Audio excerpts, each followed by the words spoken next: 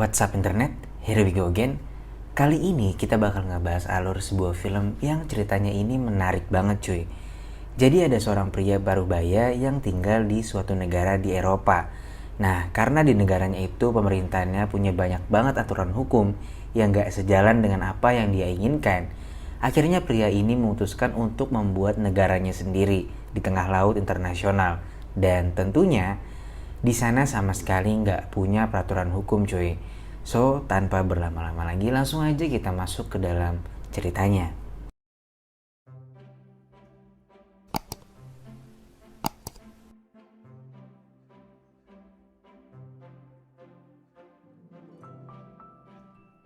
Di awal film kita akan ditunjukkan scene yang berlatar pada tahun 1968 di sebuah kota di Italia bernama Strasburgo.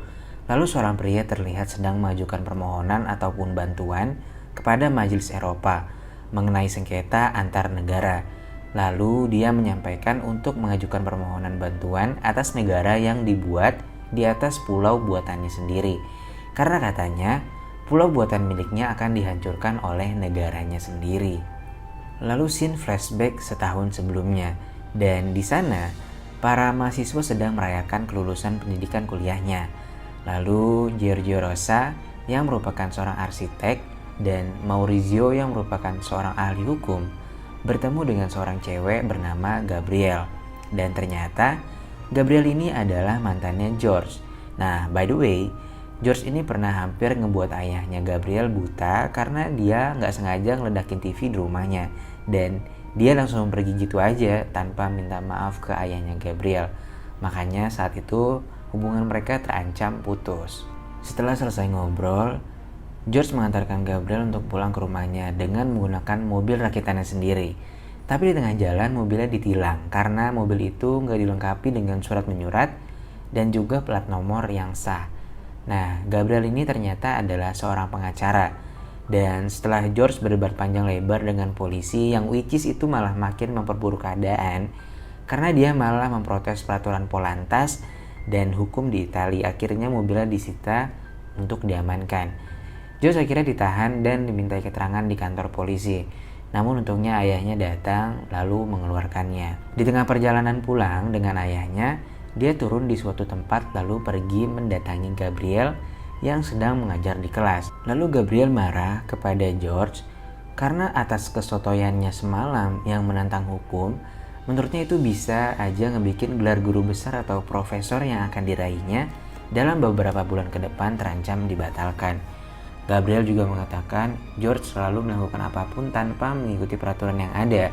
Dan menurut dia, George lebih pantas untuk membuat dunianya sendiri jika terus seperti ini. George yang pembangkang akhirnya mengatakan bahwa ya memang dia mau ngebikin dunia atau negaranya sendiri. Lanjut, ketika sedang bekerja sebagai informan kepada seorang pembalap, tanpa sengaja dia gagal fokus dengan melihat sebuah billboard yang ada di depannya.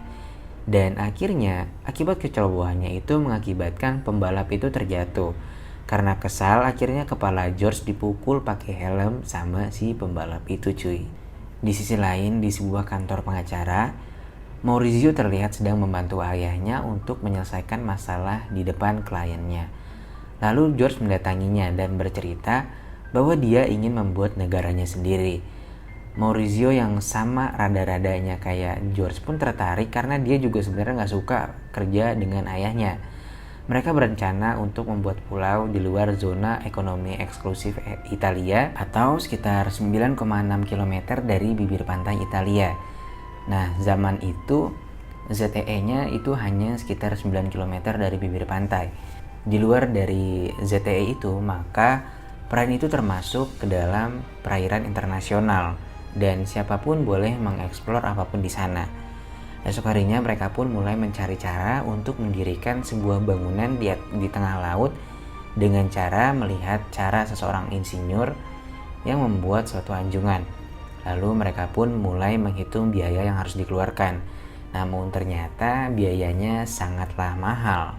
Singkat cerita, mereka pun berhasil menemukan ide dengan menggunakan pipa besi bekas milik ayahnya Maurizio.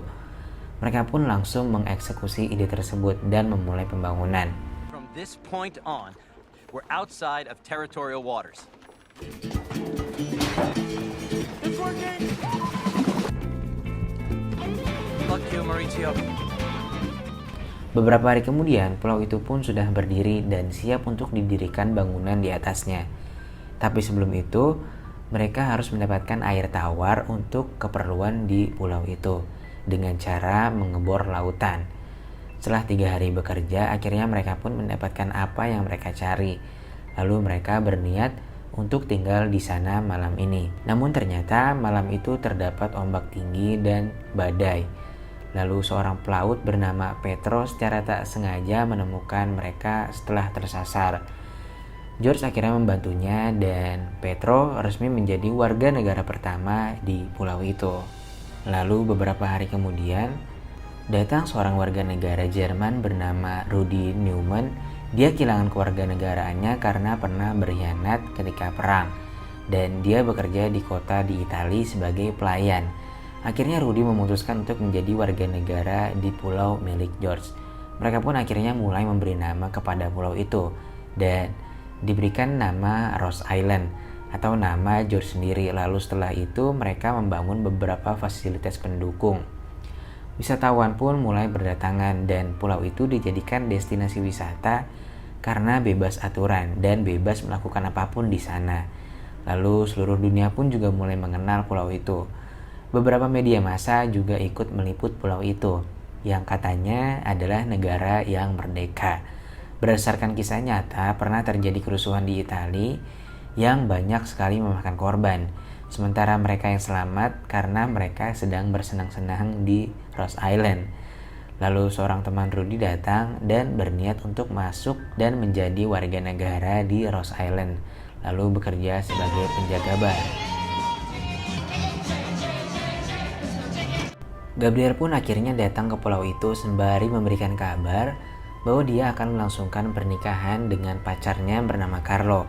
Dan dia juga mengatakan bahwa pulau yang dibangun George tidak pantas untuk dianggap sebagai negara, karena menurutnya ini hanyalah seperti sebuah klub diskotik saja. Hingga sampai malam hari, George pun terus memikirkan apa yang dikatakan oleh Gabriel dan berencana untuk mengajukan pulaunya sebagai negara yang independen, mandiri kepada PBB dan diakui secara internasional. Dia pun memulai untuk menyusun struktur jabatan di sana. George sendiri bertindak sebagai presiden, sementara yang lainnya dijadikan sebagai menteri. Dan tanpa berlama-lama, George pun mulai mengajukan permohonan kepada PBB. Dan lalu PBB menghubungi Menteri Dalam Negeri Italia dan pemerintahan Italia mengirimkan 2 orang agen untuk menilai kelayakan di sana. George dan pulaunya menjadi trending topik di dalam parlemen Italia. Dan agen yang ada di sana sudah 2 hari tidak kembali pulang. Dan lalu pemerintahan Italia yang muak dengan George dan pulaunya mulai memberikan pernyataan yang negatif terhadap pulau itu di media massa. Lalu George kembali menemui ayahnya dan mengajaknya untuk pindah kewarganegaraan. Namun ayahnya menolak. Lalu di perjalanan pulang, George melakukan pertemuan dengan agen dari Italia dan mereka menawarkan negosiasi untuk memberikan 2 buah klub pesisir pantai yang akan menjadi miliknya apabila George mau menggagalkan misinya untuk menjadikan pulaunya sebagai negara yang independen. George pun menolaknya mentah-mentah tawaran itu. Padahal kalau George seandainya mau menerima tawarannya, dia bakalan bisa tajir melintir selama 3 turunan cuy. Gokil gitu. George pun mulai membuat paspor untuk warga negaranya apabila ingin berpergian ke luar negeri. Sementara Mendagri Italia mendapatkan banyak surat dari warganya yang ingin mengajukan permohonan untuk mengganti kewarganegaraannya ke Ross Island, termasuk beberapa warga negara lainnya tentunya. Lalu ayah George menerima dampak dari apa yang telah dilakukan oleh anaknya. Dia dipecat di tempat kerjanya sebagai mekanik di pabrik Ducati. Padahal dia memiliki track record kerja yang baik dan juga sangat rajin. Di sisi lain, ketika hujan turun, ternyata pulau mereka sepi pengunjung. Dan Maurizio memiliki ide untuk membangun atap di pulau itu. Sedangkan yang lainnya bersikap masa bodoh kepada pendapat Maurizio. dan mulai memikirkan tawaran dari negara Italia mengenai klub yang akan diberikan kepada mereka. Namun rupanya Maurizio nggak pernah ditawarin oleh agen Italia untuk diberikan klub atau yang lainnya. Lalu George kembali ke rumah ayahnya dan menceritakan bahwa jika ingin berdamai dengan pemerintahan Italia, dia akan mendapatkan 2 klub di pesisir pantai. Lalu ayahnya bercerita tentang pemecatan dirinya dan mengatakan kepada George untuk menolak semua tawaran yang diberikan kepadanya. Lalu George bertemu dengan Gabriel untuk dimintai saran dan dia menyarankan untuk datang ke Majelis Eropa dan mengajukan permohonan mengenai legalitas negara yang dibuatnya. Dia pun menuju kantor polisi untuk mengambil mobil rancangannya yang sebelumnya sempat disita. Lalu pergi menuju Majelis Eropa. Inilah scene yang kita lihat di awal film. Dan akibat dari mendatangi Majelis Eropa, Mendagri Italia menelpon George dan memarahinya karena menurutnya itu adalah perbuatan pengkhianatan. Selama ini pemerintah Italia telah memberikan izin untuk mendirikan sebuah bar di tengah laut dan juga mengizinkan warganya untuk pergi ke pulau itu. Lalu Mendagri yang marah mengancam akan menghancurkan pulaunya. George pun akhirnya kembali ke pulaunya dan tidak melanjutkan persidangan untuk menyelamatkan pulaunya. Lalu ketika di dermaga, Gabriel tiba-tiba datang menemui George dan ingin ikut menuju pulaunya. Mereka pun akhirnya bermalam bersama di pulau itu. Absolute freedom. It's simply...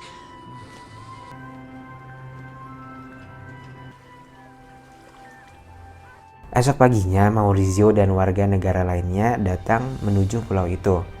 Lalu mereka berjejer untuk menghadang kapal perang Italia yang akan menghancurkan negara mereka. Lalu tembakan pertama dan kedua pun dilancarkan, namun tidak menghentikan semangat mereka untuk bertahan. Kemudian, pasukan penyergap dikerahkan untuk mengamankan mereka, mungkin dengan maksud untuk melakukan negosiasi. Lalu George mendengar suara ledakan dan ternyata pulau itulah yang diledakkan oleh pemerintahan Italia. Kini pupus sudah harapan George untuk mendirikan sebuah negara yang independen dan merdeka. Lalu film pun selesai. Yap, inilah alur cerita dari film Rose Island. Gak happy ending sih, tapi ya mau gimana lagi dong. Nama juga rakyat kecil dan gak punya orang dalam yang berkuasa, pasti ya bakalan ditindas. Apalagi itu kejadiannya di zaman dulu kan, saat hak asasi manusia masih dihargai sangat rendah. Oke, sekian dulu pertemuan kita pada kali ini. Makasih banget buat kalian semua yang udah nonton filmnya sampai habis. Dan jangan lupa buat klik tombol subscribe supaya kalian gak ketinggalan video-video terbaru dari channel ini. Oke, see you.